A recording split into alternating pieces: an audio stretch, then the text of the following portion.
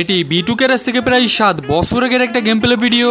আর এখানে দেখতেই পাচ্ছেন B2K তখন দেখতে কেমন ছিল। তো এই গেম প্লেতে ম্যাচের ভিতরে লাস্ট একটা এনিমি বেঁচে থাকে, আর ওই এনিমিটা তখন B2K টিমমেটকে নকডাউন করে দেয়। তখন B2K তার হাতে থাকা ব্যাট দিয়ে বাড়ি দিয়েই ওই এনিমিটাকে মেরে দেয়, আর সাথে সাথে তাদের বুয়া চলে আসে। আর এইখান থেকে আমরা B2K এর ইউআইডিটা পেয়ে যাই। তো চলো 7 বছর আগের B2K এর ইউআইডি সার্চ করে দেখে আসি বর্তমানে তার আইডির কেমন অবস্থা। আর ইউআইডি সার্চ করার সাথে সাথে আমাদের সামনে একটা পাংখাওয়ালা ভিভাজ আইডি চলে এসেছে। আইডিটা 13 ঘন্টা আগেই অ্যাক্টিভ ছিল, যেটা কিন্তু খুবই ভালো কথা।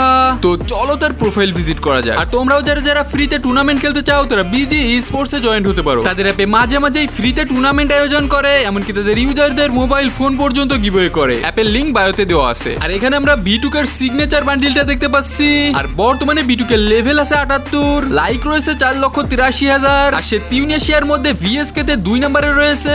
আমরা যদি তার ব্যাজের দিকে খেয়াল করি, B2K সিজন 2 থেকে গেম প্লে করে, আর সে সিজন 7 থেকে ইলাইট পাস নেওয়া শুরু করেছিল।